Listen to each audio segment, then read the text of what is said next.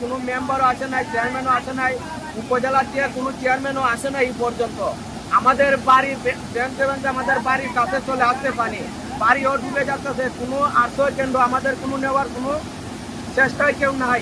আমরা এখন বড় বিপজ্জনক অবস্থায় আছি, ছেলে মেয়ে নিয়ে, বউ বাচ্চা নিয়ে, কোনো যাওয়ার কোনো জায়গা নাই। 50 বছরের রেকর্ডে এরকম কোনো সময় হয় নাই। আর এই খোয়াই নদীর ভাঙ্গা দেখে মনে হইতেছে প্রতি মিনিটে মিনিটে 71 জায়গা ভাঙতেছে।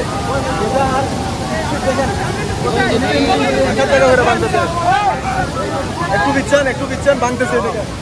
আর খোয়াই নদীর যে ভয়াবহভাবে স্পিডটা আমরা স্রোতটা দেখতেছি, মনে হচ্ছে না এটা যদি আল্লাহ রক্ষা না করুন, বৃষ্টি যদি না কমে, তাহলে এই ভাঙ্গা কি পানির স্পিড কিভাবে কমবো? এটা ছোট্ট একটা ইঁদুরের গাতা যে পানি যাচ্ছিল, তখন আমাদের গ্রামবাসী সবাই এগিয়ে যাচ্ছিল এটা বন্ধ করার জন্য। তখন বন্ধ করার যত চেষ্টা করছে, বন্ধ করা যায় নাই।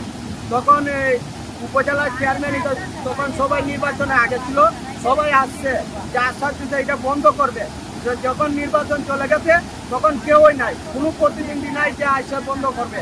তখন পানীয় বোর্ডের লোকেরা আসলো না, নিল যে বন্ধ করবে, তখনও বন্ধ করে না। তখন টেন্ডার নেওয়া হয়েছে মেম্বারে, আমাদের ইউনিয়ন মেম্বারে টেন্ডার নিতে, যে টেন্ডার নেওয়ার পরে এখানে কিছু পল্লী গাছ ছিল।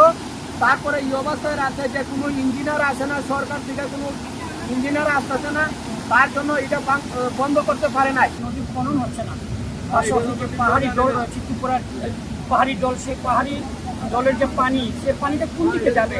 যদি এখানে শহর রক্ষা এবং গ্রাম রক্ষা বা যদি মজবুত হতো, টেকসই হতো, তাহলে কিন্তু এরকম হতো না। হাজার হাজার মানুষের স্বপ্ন, যারা কৃষক রয়েছেন তাদের যে কৃষি জমি, সেটা কিন্তু বিলীন হয়ে গেছে। এই অবস্থায় এখন চুপচু ভাঙ্গা ছিল, এখন গুলো আসার কারণে এখন এত বড় ভাঙ্গনটা দিতে যাওয়ার পর আমাদের বাড়ি ঘরও নিয়ে যেতেছে। এখন তো কোনো মেম্বার চেয়ারম্যান আসে নাই, আমাদের পাশে এসে দাঁড়ায় নাই যে আমরা তোমরা আশ্বাস দিচ্ছি, আমরা একটা আশ্রয় কেন্দ্র দিই, তোমাদেরকে নিয়ে যাবো, এরকম কোনো আশ্বাস নাই।